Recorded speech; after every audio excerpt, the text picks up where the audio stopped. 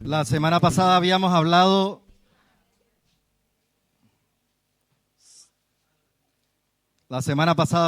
de los milagros financieros y que no era más rico el que más tenía, sino el que menos necesitaba. ¿Ya? Duré 2 meses tratando de conseguir el hotel para la iglesia. 50 correos, 50 llamadas con los administradores directamente y no había sido posible ubicar a la iglesia en una sola parte. El día miércoles me llega un correo, un mensaje de Sofía. Y me dice, llama a este número que me dieron para la cuestión de la iglesia. Llamé. En 2 segundos la señora me dijo, listo, no hay problema, tenemos todos los cupos para ustedes. Y de 12,000 pesos que íbamos a pagar en los otros 2 hoteles, acabamos a pagar 6,000 pesos. Fuera de eso, está a 20 metros de la entrada de la iglesia. Por lo tanto, fuera de que nos vamos a ahorrar 6,000 pesos, nos vamos a ahorrar el transporte. Entonces, los milagros financieros existen. Y segundo, quería acotar algo muy importante, ya que está el pastor Manuel. Para mí ha sido muy importante el día de hoy verlo acá nuevamente. ¿Por qué? La primera vez que él vino, que fue exactamente fue en mayo o en junio. El año pasado, yo me acuerdo que yo me sentaba ahí. Y venía a la iglesia en jean, como decía el pastor, venía en polera, la más pimienta que encontraba. En ese momento yo no sabía de honra. En ese momento yo apenas estaba conociendo al Señor. Y a mí la historia de él me llega muy profundamente porque nunca lo había querido contar porque siempre estaban mis hijas acá, pero ya yo estaba, en los planes míos estaba el suicidio. Y no lo había hecho porque yo quería dejar a mi familia bien. Y me llegó una palabra del diablo que decía, fácil, hazte un accidente de trayecto para que quede impresionado tu familia. Ya tenía todo programado. Mi accidente iba a ser ahí en Vespucio con Velázquez. Cuando de pronto la vecina me dice, invita a mi esposa a la iglesia. Vine el primer domingo, después no vine porque estaba en una borrachera de esas que me pegaba yo. Y después el siguiente domingo vine nuevamente, ahí más nunca dejé de venir de la iglesia, y a la iglesia yo me sentaba ahí. Si no hubiera sido porque mi suicidio, lo que yo quería era dejar dinero, yo me hubiera suicidado antes. Y ya estaba todo programado, de trayecto, aseguraba a mi familia, tenía problema y quitaba. ¿Por qué? Porque no tenía forma de quitarme el vicio de encima. Entonces yo, por eso, ha sido un día muy importante para mí porque veo el cambio de la vez que vino el pastor Manuel, que nos habló sobre que nosotros tenemos derecho a estar en la cabecera de la mesa. El diablo nos dice tienes que estar debajo, pero es falso, lo tenemos que decir, diablo mentiroso, yo tengo derecho a estar encima de la mesa. Desde ese día que vino el pastor Manuel a mí más nunca se me olvidó ese tema, esa prédica, incluso yo se las cuento a mis alumnos. Y le digo, ustedes tienen derecho de estar en la mesa, y no en cualquier parte, sino en la cabecera, porque Dios está ahí, porque Dios puso la grana, como hablaba el pastor hoy. Agarrémonos de la grana de Él, y hagamos que almas que están perdidas se agarren de esa grana, que por eso es que nos van a pedir nosotros el juicio. Entonces bendigo al pastor, bendigo a mi pastor Pablo y bendigo a la iglesia que me dio esa oportunidad. Nunca, para que sepan ustedes, ni siquiera el pastor Pablo sabía esa historia. Y yo dije, el miércoles decía en la casa de paz, algún momento lo voy a contar, y pensé que hoy era el día. Con respecto a la gracia que decía el pastor, cuando uno llega ya la gracia está ahí. Nosotros llegamos el miércoles hicimos la casa de paz donde mi cuñada, una persona que se dedicó fue a burlarse de nosotros. Y hace 10 días me dijo, ¿sabe qué? Queremos que ustedes hagan la casa de paz en nuestra casa. Y cuando nosotros llegamos a ese sitio, ya estaba la gracia ahí. Ya se sentía la atmósfera, ya se sentía que el Espíritu Santo había actuado. Y enseguida oró ella y oró su esposo. Su esposo pidió perdón porque se había alejado del Señor. Después el pastor hizo que recibieran a Cristo. Ellos le decían el manipulador al pastor. Ya, entonces, realmente la gracia de Dios está ahí. Nos cambia, si nos cambia a nosotros, puede cambiar a cualquiera. No le dejemos de hablar a las personas, hablémoslo porque en ese momento necesitamos, no sabemos en qué momento una persona necesita la palabra de Dios. Como decía el pastor, esas 3 personas nunca pasaron, nunca lo vieron. Como dice la palabra, no tenemos ni oro ni plata, pero tenemos algo más valioso para entregarle a las personas. ¿Ya? Amén. Y ya saben que nada más son 6,000 pesos, ya estamos todos en Iquique. Ahora la administradora del hotel, cambiando de tema drásticamente, me está averiguando, me dijo que me iba a dar el teléfono este lunes del administrador del restaurante Buenos Aires, porque vamos a apartar los almuerzos para todos. En su momento, lunes o martes, les voy a mandar el menú para que escojan menú. Me digan si quieren pollo, carne y tal, y tengan todo listo para nosotros y nos aparten las mesas. Aproximadamente van a salir en 2.500, 3.000 pesos y es excelente comida. Y vamos a estar a una cuadra también de la iglesia. ¿Listo? Y lo otro que conseguimos es un cuarto donde nos van a guardar las maletas el día domingo. Así que ya estaríamos ready con todo. ¿Listo? Amén. Ya está la gracia, como dice el pastor. Dice Katy que también los niños de ellos vieran cómo oraban en la casa de paz. Aspiramos, nosotros nos lo hemos presionado y aspiramos que este miércoles nuevamente me digan, ya ella me dijo, quiero que vengan, pero me obstaculiza algo, que él le propuso hacer algo malo porque están con problemas financieros y ella dijo, mientras él siga pensando mal, yo no quiero que ustedes vengan aquí, porque no les vamos a orar a Dios y al diablo. Entonces mira la palabra tan profunda que ella está hablando. Ya está haciendo como Rajá, que está predicando, está intercediendo y está declarando en fe que ya su hogar tiene que cambiar y que las cosas malas las tiene que hacer a un lado. Amén.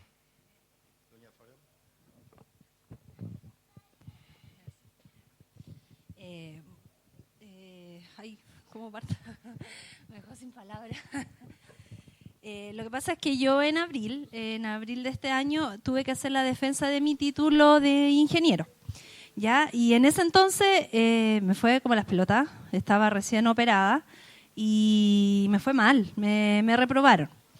Luego tuvo que pasar un cierto tiempo, me mandaron un correo ahora en septiembre, en donde en ese correo, no como la vez anterior, venía nuevamente mi fecha para defensa, que es ahora el jueves 8, y en ese correo venía los nombres de la comisión evaluadora, cosa que en abril no había pasado. El punto es que este correo a mí me llegó como el 15 de septiembre y yo no le di mucha pelota, no le di, como que me empezó a atormentar más que así de decir, hoy viene de nuevo esto no. Empecé como a atormentarme. Y un día X, yo tenía que ir a ver a una amiga y como que se estaban dando todas las condiciones de que no la vaya a ver. Y algo me decía en la cabeza, ubica a Pedro Contreras, que era dentro de los profesores de la comisión, uno de los que me va a evaluar este jueves. Y algo me decía, anda a la universidad y busca a Pedro Contreras, o pregunta por Pedro Contreras, sin conocer quién era esa persona, yo no lo había visto antes. El tema es que un día el día que tuve que ir a ver a mi amiga y no se dieron las condiciones, fui a la universidad y pregunté por él, y me dijeron, no, él está en periodo de vacaciones y no te puedo dar ni su correo ni su teléfono porque no. Entonces lo único que te puedo dar es el correo de la institución, pero lo dudo, me dijo en la calle, que te tome en cuenta porque está de vacación. Yo le dije, mira, me arriesgo, dámelo igual. Le mandé el correo y le expliqué todo lo que me había pasado en abril. Profesor, mire, mi nombre es Fabiola Edo, qué sé yo, bla, bla, bla, fui reprobada, pero algo me dice que tengo que hablar con usted, porque usted es el encargado de la comisión ahora. Ya, pues, me cita a la universidad un día X a conversar porque yo lo que quería era que él me orientara ahora como yo más o menos estaba mi proceso para defensa. Y cuando fui el día que me entrevisté, casi me caigo de espalda porque fue el mismo viejo que me reprobó. Y yo dije, no puede ser, dije yo, ¿por qué tenía que ser él? Yo en el tiempo que cuando di mi primera vez mi título, seguramente me dieron el nombre de él, pero ni me acordaba con los nervios ni nada. Entonces cuando él me vio, quedó igual de impactado, dijo así como, ¿tú eres Fabiola? Sí, profesor, soy yo. El tema y el punto corto fue que él me dijo, mira, hagamos una cosa, ya tu presentación está buena, qué sé yo, pero necesito que tú te expongas tu tema a un curso. Des una clase de eso para ver más o menos de qué se trata, cuánto te vas a demorar y bla, bla, bla. Fui el jueves, hecha un enjambre de nervios. No comí ni miércoles, el mismo jueves tuve vómitos, me sentía como... porque iba a estar con la persona que ya me había rajado. Y todo lo todo lo que yo leía o todo lo que trataba de decir, no sé cómo me iba a parar adelante, cómo iba a hablar, todo, empezaba y se me enredaba la lengua, estaba súper nerviosa, lo único que me acordaba de las palabras cuando él en abril me trató pésimo, entonces yo decía, hoy me va a ir súper mal. Cosa que llego el jueves, me paro adelante y él dice, ella es una alumna, qué sé yo, egresada, viene a plantearle su examen, qué sé yo, préstale atención y respeto. Me pongo la diapo, me pongo a hablar y empecé a hablar, manejé el tema a la perfección y él me quedó mirando y me dice, qué bien lo hizo, me dijo, entonces el jueves ahora es solamente terminar el tema, me dijo, así el trámite. Terminó este tema, toda una ovación, Fabiola lo hizo muy bien, bla, bla, bla. Y cuando voy saliendo me dice, acuérdese, me dijo, que yo soy el director de la comisión. Y esta vez lo hizo súper bien. Y yo le dije, ¿qué significa eso, profe? Me dijo, el jueves vaya y haga lo mismo que hizo ahora porque ya usted está lista. Felicitaciones, futura ingeniera, me dice. Yo así, ¡oh, Dios mío! Feliz. Eso es.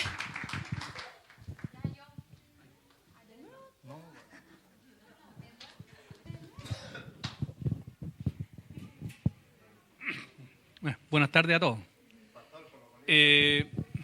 Voy a hacer dos cortitos.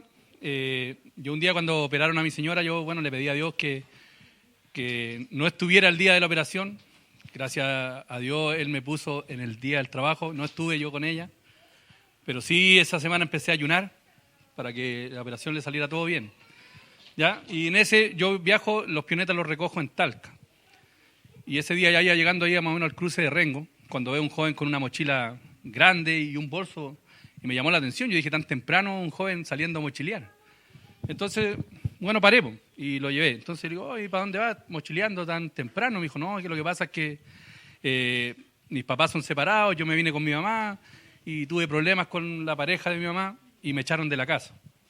Chuta, le dije yo, que debe ser tremendo que tu propia madre te eche de la casa.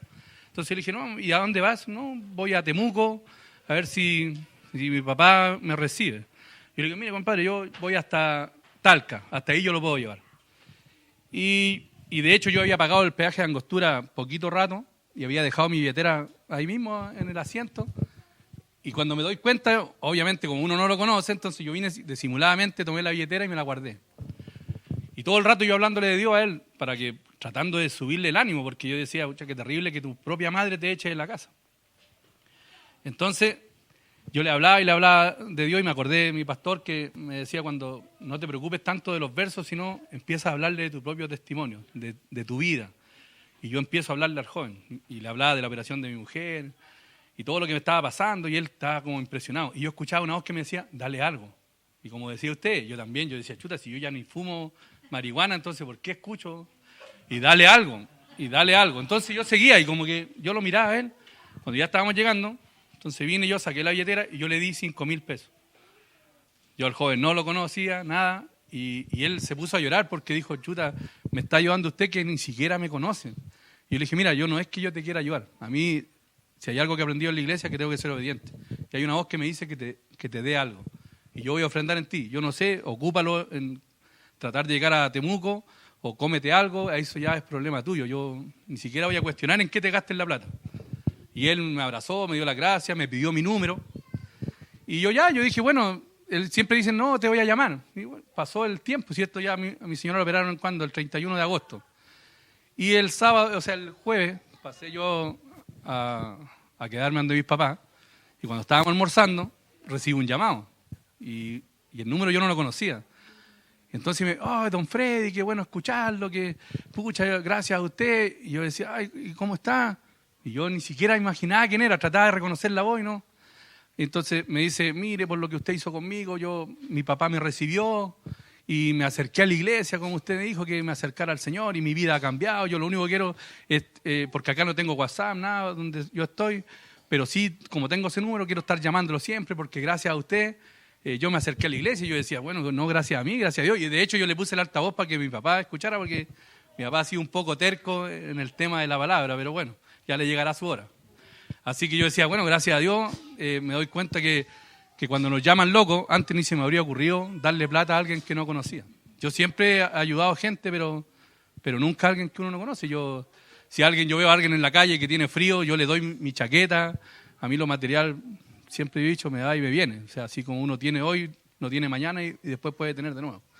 Así que yo, bueno, siendo obediente. Lo otro, quiero darle las gracias aquí a Pastor, que yo sé que Dios está con él, porque yo el sábado pasado tuve una intoxicación y la pasé re mal.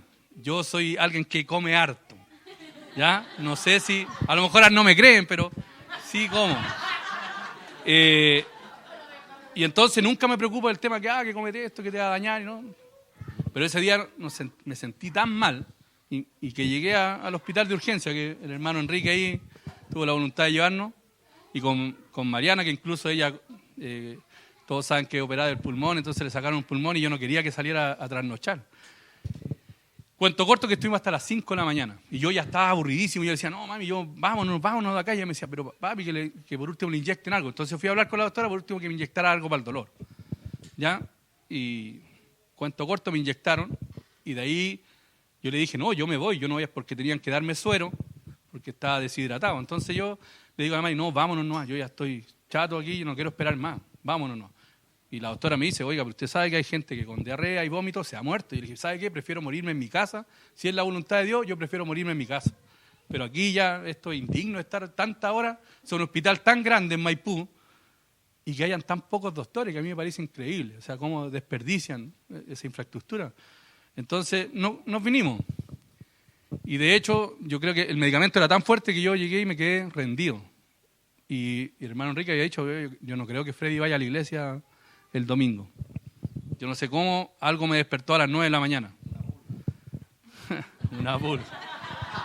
¿Ya? Y entonces me preguntaban, y yo todavía me sentía decaído, y mi señora me pregunta, papi, ¿y va a ir a la iglesia? Yo le digo, mire, aunque vaya a la rastra, yo voy a ir.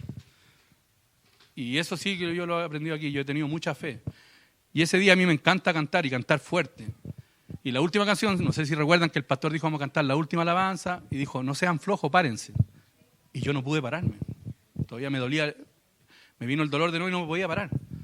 Entonces me quedé sentado. Yo dije, bueno, aunque me rete, yo me quedé sentado porque no me pude parar.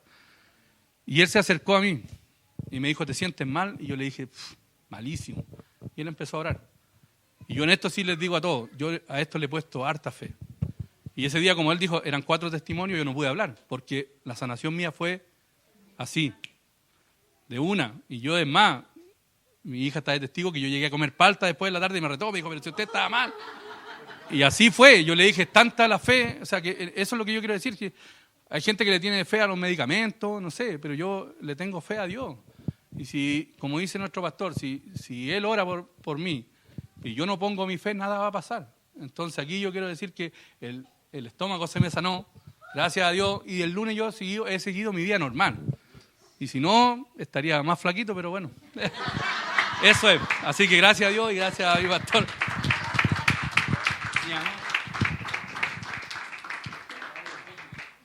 Ya, estos 3 domingos hemos estado hablando de la guerra espiritual en las finanzas, ¿cierto? El domingo pasado yo hice un pacto con Dios y le dije que no iba a seguir diezmando del líquido, sino del bruto, como corresponde.